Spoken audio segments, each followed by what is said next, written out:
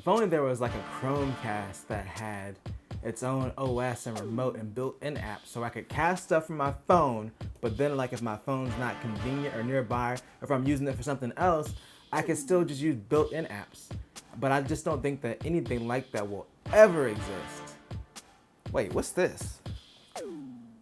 Chromecast with Google TV. Is this a Chromecast or is this a piece of taffy? I guess let's have a look at it today in another super cool unboxing.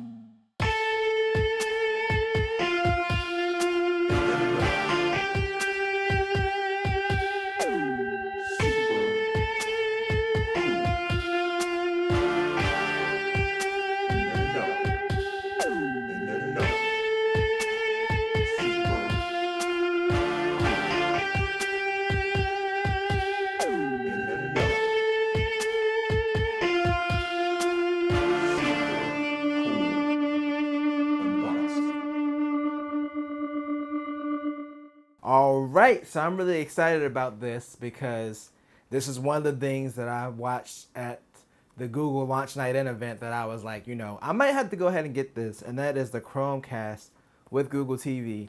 Now, as someone who has a TCL TV with a built-in Roku, I think we have another Roku stick in the bedroom. We have the Apple TV, I think it's the 4th gen, the non-4K one, and then we also have the 4K one downstairs. So you'd think with all those devices I'd be set, but for some reason the 4K Apple TV downstairs, sometimes it just randomly cuts out. Usually it's when it's trying to switch formats like from HDR10 or Dolby Vision, back to standard and vice versa. But it's been an issue since we first got it. And not since we first got it, it's been an issue since they released the update to have it automatically switch formats, because originally when the 4K Apple TV came out, you had to manually go in and if you chose, Dolby Vision, then you were stuck on Dolby Vision all the time. Or if you chose HDR, you were stuck on HDR10 all the time. But they released an update early in its life cycle that allowed it to automatically switch. And since then, it just hasn't worked correctly. Now, I know I can go in there and still manually do that, but I'd rather have it automatically switch. So like, if it is Dolby Vision content, it plays in Dolby Vision. If it's HDR10 content, it plays in HDR10. But that's besides the point. This is $50 and it does 4K, it does Dolby Vision, it does HDR10, and it does Dolby Atmos, which are the things that I care about because I have my Atmos set up downstairs. I have it's an older OLED now, but my 2016 55-inch curved OLED back when that was a thing. And for $50, I'm willing to give this a try because honestly, the experience with the Apple TV is so bad that we just don't watch it most of the time. All right, so let's get this open. This has some of the apps that it has. So it has Sling, Hulu, Disney Plus, HBO Max, CBS All Access, blah, blah, blah, Prime Video, Spotify, Netflix, YouTube. The only thing I don't know is up here, because I didn't check, is if it has Apple TV Plus or not. Which, if it doesn't, I'm not that concerned about it because I watched the morning show, which is really good, but outside of that, I haven't watched anything else on that service. I mean, it's not a terrible service, but it's not a make or break thing. So this is the box, obviously with the Chromecast in it, because it has a little icon on the front. This is the box with the remote. And this remote, I wonder if this is just the batteries, because this thing looks tiny. Online, it looked a lot bigger. I guess that is the whole remote box, so that's going to be interesting. One thing that I've grown to hate over time is the Apple TV remote, and to be honest about it. I like the Apple TV remote at first, but after getting 2 dogs that just accidentally sit on stuff all the time, because we didn't have those when we got our Apple TV originally, it's kind of annoying. So this is your wall adapter, which is nice, it still comes with that. This is actually USB-C to USB-A for power, so that's pretty cool. This is just a more reliable cable. What do we want to open first? Let's open the remote first. I'm really curious about this remote. The box may seem smaller than it actually is. It is pretty small though. It has a good feel to it. It feels a lot like the Roku remote, but this like directional pad thing at the top, which is pretty much what it is. It's a little bit looser, but like in a good way, because if you ever use a Roku remote, I think the directional pad is fine. It's just kind of tough to press. All these buttons feel really good, and they have like a really, let's hear the click. You hear those clicks? That sounds good to me. You got a YouTube and Netflix button. Obviously, I'm gonna put YouTube up here because it's Google. But yeah, and then you have your Google Assistant button. It looks like a back. I don't know what that is. It might be like a home button. Then you have a power button here. And then you have a volume rocker on the side as well. This takes 2 AAA batteries, and weirdly enough, they both face the same way when they go in there. This has always weirded me out. I'm just used to batteries, especially growing up the 90s kid, when you put batteries in something, you always place one way and you place the other one the other way. So when you got both like positives facing the same way, you're like, no, that's not right, it's broke. It's not broke. That's the way that it's meant to be. So this also has like a light blue and a pink color. I'm gonna be honest, Jeff bought this and I was pitching for the blue. But for one, it was sold out on Best Buy at least. And two, he didn't like it and he was buying it, so I was like, fair enough. So let's get this out, the taffy. And yeah, I mean, the design is not bad. I do feel like they should have came out the black one, or maybe they will. The black would be easier to hide than having the white thing, especially if like most of your other cables are black. So like the white looks really nice. The remote looks really nice. This in person, this feels like taffy, the little HDMI connector. But in person, in practice, it's nice. It looks nice. Like it just has a little Google logo. It's pretty simple. It has HDMI on the back. It has a model number. So nothing that's too crazy. So yeah, that's pretty much it as far as what's in the box. So let's see how this menu interface and setup process is. I mean, I have my expectations, I feel like, in the right place for a $50 device based off of, you know, the Rokus and the Fire Sticks and stuff that I've tried. But want to see if this is going to exceed my expectations as far as the snappiness of the OS. So let's find out. All right, we are back here with the Chromecast. And one thing that I learned during the setup is that this thing is very picky about power sources. So it literally did not like the fact that I originally plugged it into my computer. Set up with the Google Home app. I haven't used the Google Home in a very long time, so I just don't have the app anymore. But it does give you the option to set it up with the app, and that's probably going to be easier than trying to like type stuff in with the remote. So I'm definitely going to go ahead and take advantage of that and try to use this app. All right, cool. So Chromecast, whatever the name is found. Camera permission. Scan the code. I'm halfway across the room. I'm gonna have to crawl under the table to go scan the code. Okay. Gosh. Sure it's well lit. Okay, whatever. Let's go scan this code. All right, now we're connected to the Chromecast. If you're wondering where I'm at, I had to crawl back under the desk. There's clearance issues in this room. I want to talk about it. Terms of service, which you should definitely read. I said you should, not me. Okay, so this is in the living room. This is going to be connected to Wi-Fi. Putting in the right password is important when connecting your device to Wi-Fi. Oh, good. Day one updates. This is how you keep yourself crisp. This is how you stay connected. It's day one out of the box updates. I will say that so far with the update, it hasn't been as seamless. Hopefully in the future they don't have an update, like they'll have like the next major update installed. But yeah, this is a day one product. Of course, it's probably gonna have a big update, but maybe by the time you get this, it won't take as long. Look at this remote. One thing that's weird about it, other than the fact that I didn't put the battery door back on right, is they put a mute button on the front, but the volume rocker is on the side. Like, why wouldn't you just have the mute button on the side? Control your volume. So I'm gonna do that now just because I'm not having to connect it to a TV. So now it's installing the apps. This is one of the things that I hate that I believe Roku does as well. It's like, okay, the apps are installing, but you just got me at this blank screen where I can't do anything. Why not tutorialize it instead of just having it sit here and just be like 75% complete or whatever? Like, I wonder if they could do something iPhone style, kind of like, you know, if an app's loading, it's just grayed out because it's updating and just take you to the operating system where the apps are already installed, and then, you know, the ones that are installing could just be grayed out. That would be great, but I just think sitting here waiting sucks. I mean, it's not like too long of a wait. I think I'm just impatient. It has been like 5 minutes since the update started. Okay, so now it's adding the finishing touches, whatever that means. I thought 100% complete means 100% complete. All right, now let's start exploring. All right, sorry for the sudden change of scenery, but it's actually been a few days, so I'm here in the living room, and I don't usually record it here, so sorry if it's a bit echoey because, wood floors and all that stuff. But I decided to re-record the end of this video where I give you my first impressions of it, because realistically, when I tried it in the video, it wasn't enough time for me to kind of go through and get the full experience of what it's like to actually use this thing.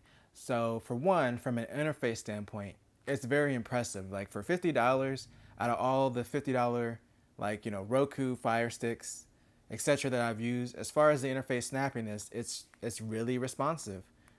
There are a few times, like when you go into an app, like for instance, if I go into Disney Plus, it does take a few seconds to load, but overall, like, it's way snappier than I expected, especially for the price. I'm gonna go into Michael here. It does all the stuff that I wanted to do as far as what I got the Apple TV for, which was like 4K, HDR10, and Dolby Vision, and Dolby Atmos.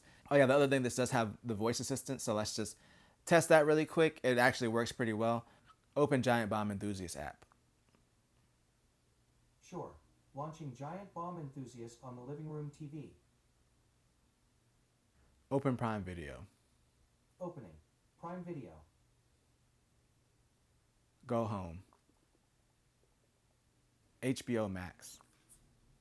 Here's HBO Max on the Google Play Store. So yeah, overall, even the voice controls in this are pretty good. Google Assistant overall is one of the best assistants in my opinion. I like Siri too. They both do really well with as far as voice recognition. But we know as far as capabilities, Google Assistant is a bit ahead of Siri. Everything's been great so far, except there is one issue. It seems like it's related to Disney Plus, but whenever I go there, it only shows the option for HD. It does give the option for HDR10, but what happens is when I go back to the settings on here, it sets the resolution of the player to 1080p 60 versus the setting that I have it on before, which is 4K 24 hertz. So let's just go under display and sound really quick, advanced display settings, and then the resolution's at 1080p 60. So it is a bit annoying. And like I said, it just seems to be mainly when I go to Disney Plus. But this is a fairly new version of the operating system. I did confirm this is technically still Android TV. If you go into the settings, it says Android TV version 10 or whatever. So Google TV is literally just Android TV with a skin on it, which I'm completely fine with, because honestly, aside from this minor issue that I'm running into, and this might just be an issue with the receiver, I haven't tried connecting it directly to the TV to see if it does the same thing.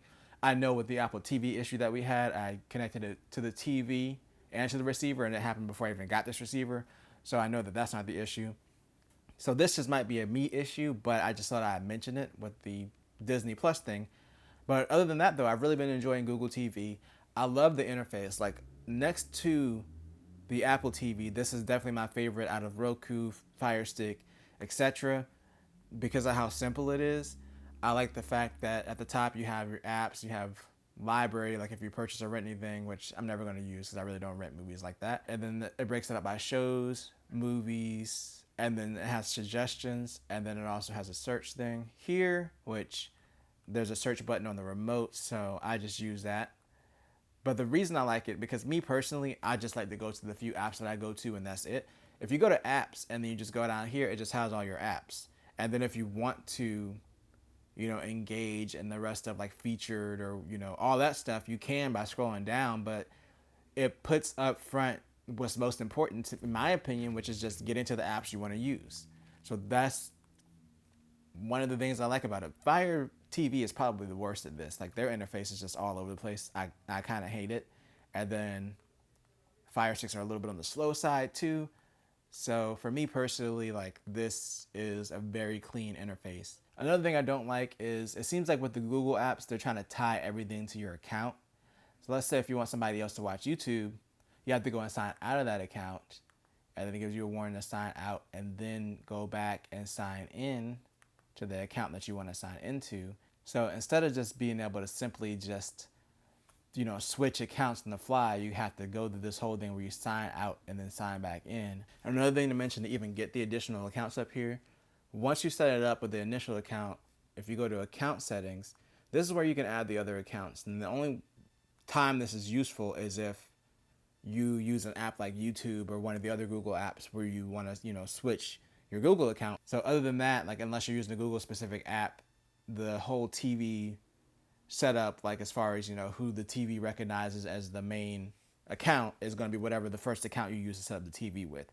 And every other account, all you can do is use that account for apps like YouTube if you want to switch accounts, which again, you have to sign out, and it's a whole stupid thing that it gets on my nerves. Also, I did confirm Apple TV Plus is not up here, but every other app that we use is up here. Of course, Netflix and YouTube, because there's Netflix and YouTube button on the remote, so I expect those to be up here. Prime Video, Disney Plus, Sling, Hulu, Vudu, even Steam Link and WWE Network's up here. So since this is Android TV, if you're familiar with those apps, those are all up here. If there's a specific app you're worried about, I would recommend just checking Google's website. I'll put a link in the description below to their site if there's a specific app you're looking for and you're wondering if it's up here or not. And that way you can kind of confirm before you make a decision as far as if you want to buy this thing or not. Aside from a few annoyances, it really works the way that you expect it to, and it's really fast. Like, I'm honestly shocked at how well this thing works for $50. Now, of course, I'm not going to lie and say that an Apple TV overall, if you don't have the weird issues that I had with the HDMI switching, is overall a better product. Yes, it is. It's faster. The interface is a little bit better. The remote is arguable. Some people like it. Some people hate it. Like I said, I kind of moved over to the camp where I kind of hate it. But the Apple TV is literally more than 3 times the price of this.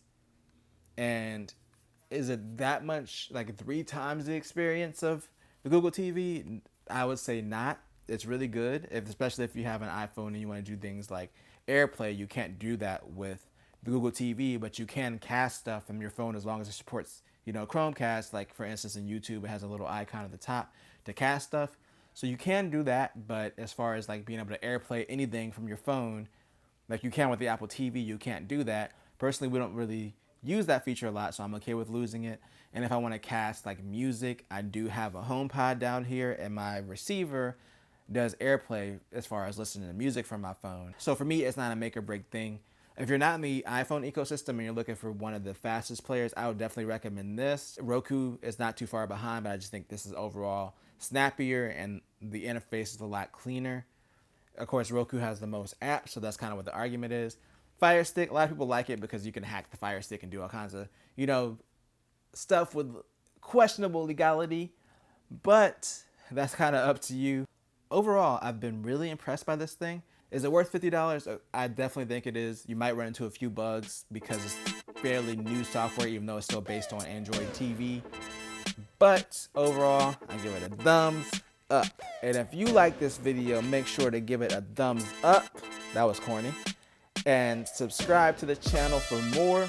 I will be back to talk about all the new Apple stuff or whatever they're announcing today. So make sure, as always, to do at least 2 things at the same time. Peace. Disrespectful to talk about a Google product on Apple Day, on Apple Christmas.